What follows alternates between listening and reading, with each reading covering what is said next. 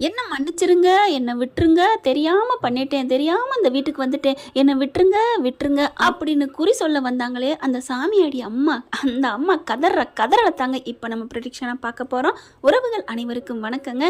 இப்போ பார்த்தீங்கன்னா ரேகா அவங்க அம்மா பார்க்குறாங்க, சிந்தாமணி என்ன இது சரிப்பட்டு வரலையே, மீனா கூட இவளுக்கு டீலிங் போயிட்டுருக்கே அப்படின்னு சொல்லிட்டு மக இந்த பக்கம் போகுது, அந்த பக்கம் நேராக போயிட்டு மீனா போய் பயங்கரமாக பேசுது.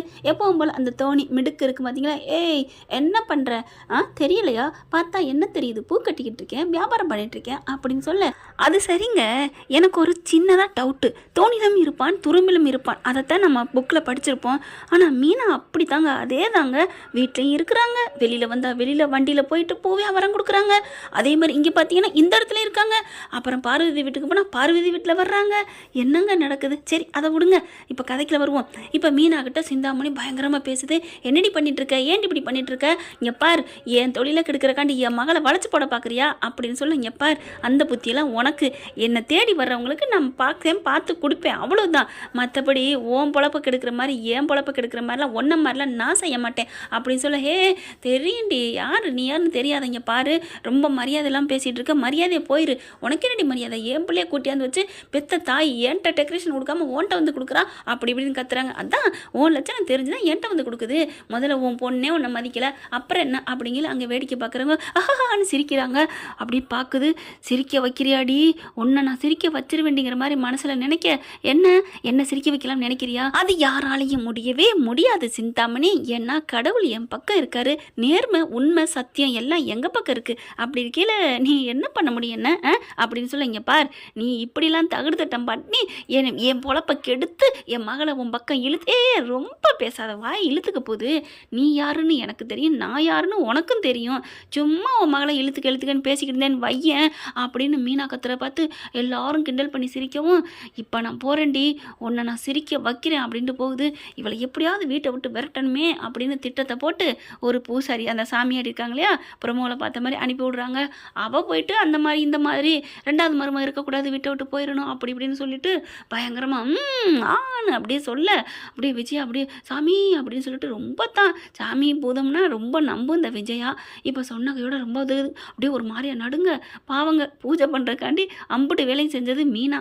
அண்ணாமலை ஒரு மாதிரி ஆகுறாரு, நெஞ்ச பிடிக்கிறாரு, முத்து இருந்துட்டு, அப்பா இதெல்லாம் ஃப்ராடுப்பா, சும்மாப்பா, கடவுளுங்கிறது மனசுக்குள்ள இருக்குப்பா, இவங்களாம் ஆசாமிப்பா அப்படி சொல்ல, நீ சும்மா இரு அப்படின்னு சொல்லிட்டு, அம்மா நீங்கள் சொன்ன மாதிரி செய்கிறேன், இதோ இவ தான் என் வீட்டு ரெண்டாவது மருமக, பாரு பார்த்து சொல்லுங்கம்மா அப்படின்னு சொல்ல, அப்படின்னு கண்ணை மூடிட்டு, ஐயோ இவ இந்த வீட்டில் இருக்கிற வரைக்கும் உனக்கு நிம்மதியாக இருந்திருக்காதேம்மா தாயி அப்படின்னு சொல்ல, ஆமாம் ஒரு பிரச்சனைக்கு மேலே பிரச்சனை வந்துக்கிட்டே இருக்குமே, ஆமாம் அப்படி சொல்ல, என்ன பிரச்சனைக்கு மேலே, இவ மீனா இருக்கிறனால உங்களுக்கு வருதா, ப்ராடு பண்ணிட்டு ஓடி போனால் உன் மூத்த மருமக, அதை விட்டுட்டு என்னம்மா நினச்சிட்டு இருக்கீங்க அப்படி சொல்ல, குறுக்க பேச வேணாம், இவனு யாரு, இந்த உன் ரெண்டாவது மையனா, இந்த பொண்டாட்டியோட புருஷனா, ஆமாம் இது ரெண்டுமே இருக்கிற வரைக்கும் உன் தாலிக்கு ஆபத்து அப்படின்னு சொல்ல, அப்படி பார்க்குறாரு முத்து.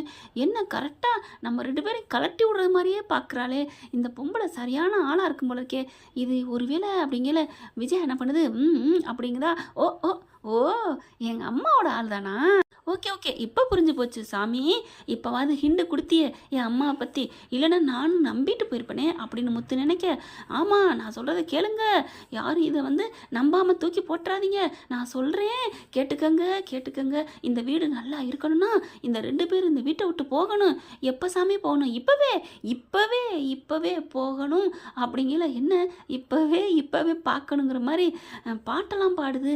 அப்போ இது சாமியார், போலீஸ் சாமியார் நல்லா தெரியுது அப்படின்னு இப்படி பார்க்குறாங்க.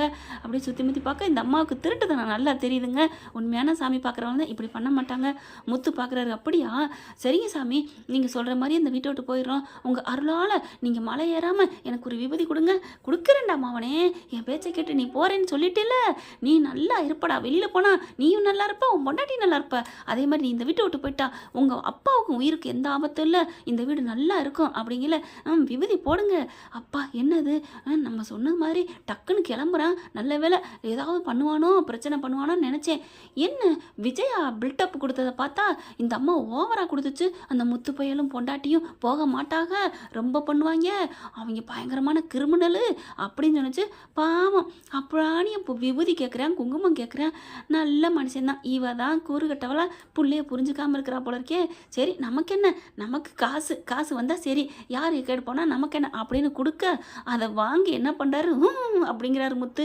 என்னப்பா ஒன்றும் இல்லை, நீங்கள் இதில் வச்சோன்னே சிலுத்துக்குது அப்படிங்கிறாங்க. என்னது சிலுக்கா அப்படின்னு ரவி வர, டேய் சிலுத்துக்குதுடா அப்படிங்கிறாங்க. அப்படியே நெத்தியில் வைக்கல ஆயின்னு அப்படியே முத்து என்ன பண்ணுறாரு, ஆட ஆரம்பிச்சிடுறாரு.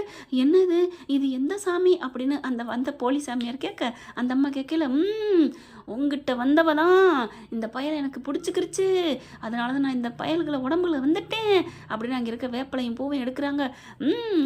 அப்படியே அப்படியே டே அண்ணாமலை, என்னது அண்ணாமலையா, டே நான் உன் அப்பேன்டா, அப்பா என்னை மன்னிச்சிருப்பா, நீ என் பிள்ளைய நினச்சி என்னடான்னு கேட்டுப்பட்டேன். பரவாயில்லடா, புள்ள பண்ணா பெற்றவங்க ஏற்றுக்கத்தான் வேணும், நீ சொன்னதில் நான் கோச்சிக்கல அப்படின்னு சொல்லிட்டு நீ நல்லா இருப்படா, உன் மனசு தங்கண்டா வைரண்டா அப்படிங்கல. இப்படித்தான் என் பிள்ளையும் சொல்லுவான், அவன் உண்மையை சொல்லியிருக்கான் அப்படின்னு சொல்லிட்டு ஆடுது. விஜயா பார்க்குது, உனக்கு வாய் தான் கொஞ்சம் வங்கக்கடல் பாயும், தள்ளு அப்படின்னு சொல்லிட்டு ரவியை பார்க்குறாங்க. உன் பிரச்சனையை சீக்கிரம் முடியும்டா அப்படின்னு சொல்லிட்டு மனோஜ் எனக்கு சாமி அப்படின்னு வர பாரு, கோயிலில் உண்டக்கட்டி சோறு வாங்குற மாதிரியே எனக்குங்கிறான்.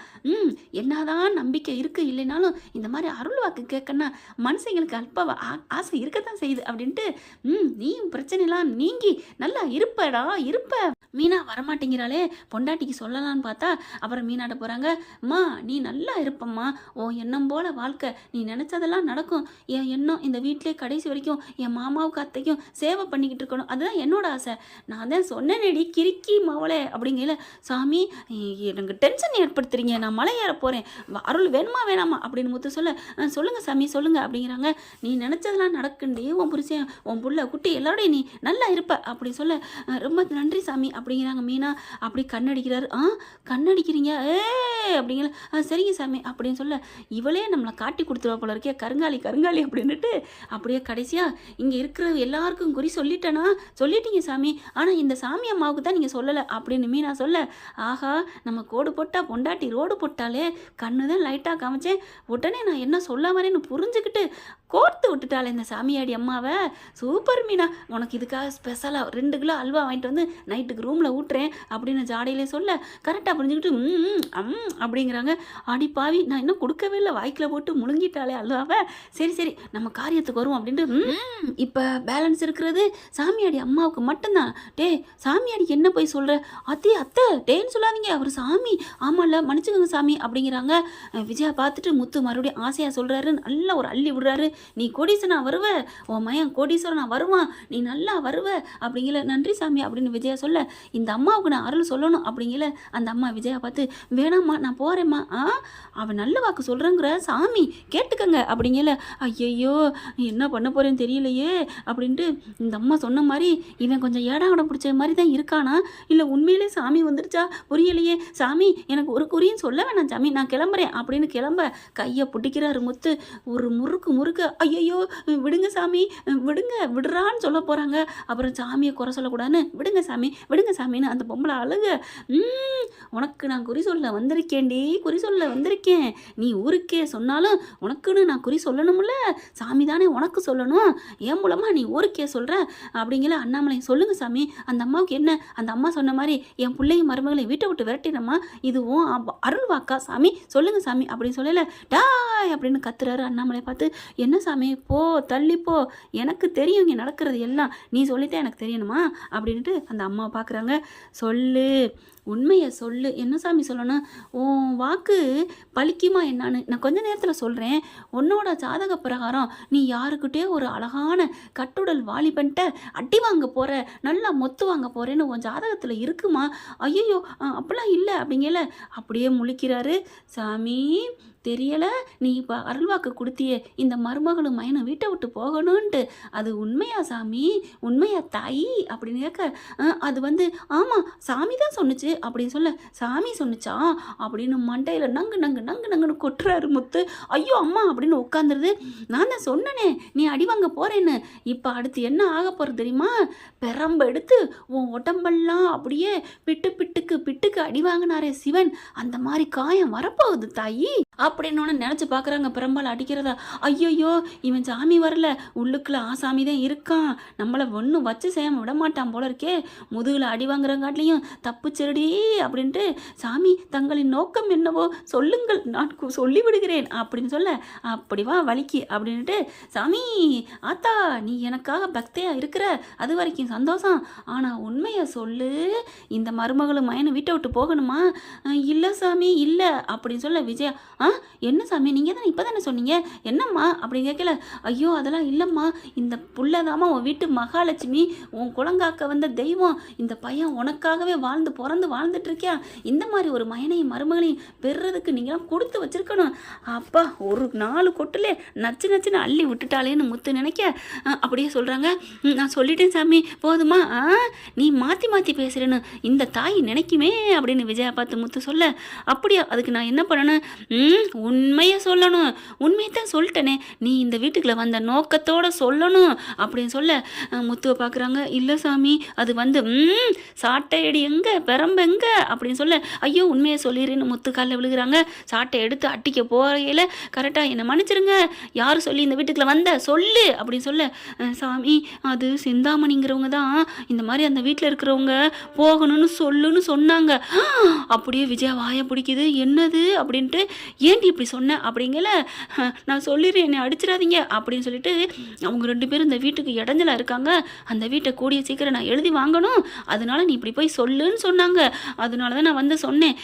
ஏன் எழுதி வாங்கணும், எப்படி வாங்க முடியும், பத்திரம் எங்கள் கையெழுத்து இல்லாமலே அவங்க வாங்க முடியுமா அப்படின்னு கேட்க, அதெல்லாம் ஏதோ எழுதி ஏமாற்றி பத்திரம்லாம் வாங்கிட்டாங்களாம், உங்கள் அம்மாவா இவங்க எல்லாம் கொடுத்துருக்காங்களாம், என்னென்னமோ சொன்னாங்க, என்னை ஆளை விடுங்க அப்படின்னு துண்டக்கான துணியாக்கான ஓடுது. முத்து என்ன பண்ணுறாங்க, அப்படி தூக்கி போட்டுறாரு கையில் வச்சிருந்த வேப்பிலைய. மனோஜ் என்ன பண்ணுறாரு, டே சாமி என்ன டே சாமிக்கு இமெல்லாம் சொல்லாதடா, சாமி சரணம் மன்னிச்சுக்கணும் அப்படின்ட்டு, நான் சும்மா தான் நடித்தேன் அப்படிங்கல, என்னடா சொல்கிற அப்படின்னு எல்லாரும் வாயை பிளந்து பார்க்க, ஆமாப்பா நான் அப்படி அடித்ததுனால நான் உண்மையை சொல்லிட்டு போயிடுச்சு அந்த பொம்பளை, அவளை நான் பிடிச்சி போலீஸில் ஒப்படைச்சிருப்பேன். அண்ணாமலை பார்க்குறாரு, ஏன்டா விட்ட, அப்பா மெயின் ஆயுதமே அங்கே இருக்குது சிந்தாமணி, பத்தாதுக்கு அம்மா அந்த பொம்பளை சொல்லி அனுப்புறேங்கிறத நான் தெரிஞ்சுக்கிட்டேன் அப்படின்னு சொல்ல, ஆமாடா முத்து நானும் அனுப்பலடா, சிந்தாமணிகிட்ட கேட்டேன் அவ்வளோதான், வீட்டை விட்டு அனுப்பணுங்கிறதெல்லாம் அவளாம் அனுப்பியிருக்காடா, அவள் ஏன்டா இப்படி பண்ணணும், அதான் சொல்லிட்டாளே தெளிவா அப்படின்னு அண்ணாமலை சொல்கிறாங்க. என்னமோ வீட்டை எழுதி வாங்க போகிறாளாமே, பத்திரங்கத்திரமெல்லாம் நீ கொடுத்துருக்கியாமே, என்ன விஷயம் அப்படிங்கல, மனோஜும் விஜயாவும் இப்படி பேந்த திருட்டு மொழியில் முழிக்க, உண்மையை சொல்லிடி என்ன பண்ணி வச்சிருக்க அப்படிங்கல, ஆமாங்க கோவை சொல்லா பேசுவாங்க இல்லையா வடிவேலுக்கிட்ட, அந்த மாதிரி கையை பிடிச்சிக்கிட்டு ஆமாம் என்னை மன்னிச்சிருங்க அப்படின்னு சொல்ல, ஏன்னா வேறு வழியே இல்லை, எல்லாத்தையும் ஒப்படைச்சிட்டு போயிடுச்சா, 2ஆம் கிளாஸ் பிள்ளை 1ஆ வாய்ப்பாடு சொல்கிற மாதிரி, அதனால் எல்லாத்தையும் ஒத்துக்கிறாங்க. சும்மா கொடுத்து கலட்டுறாரு அண்ணாமலை இப்படிலாம் கொடுத்து கலட்டுவாருன்னு நினைக்கிறீங்க, பார்க்கலாம் என்ன நடக்க போகுதுன்னு. தேங்க்யூ. இந்த வீடியோ உங்களுக்கு பிடிச்சிருந்தா தயவு செய்து லைக் பண்ணுங்க, இன்னும் அப்டேட்ஸ்க்காக சேனலை சப்ஸ்கிரைப் பண்ண மறக்காதீங்க. நம்ம கிட்ட இருக்க எல்லா சேனல்ஸோட லேட்டஸ்ட் வீடியோ அப்டேட்ஸ்க்காக மேல ரைட் சைட்ல காட்டுற லிங்கை கிளிக் பண்ணி வாட்ஸ்அப் குரூப்ல ஜாயின் பண்ணுங்க. உங்களிடம் விடைபெறுவது நான் உங்கள் மெஹர்.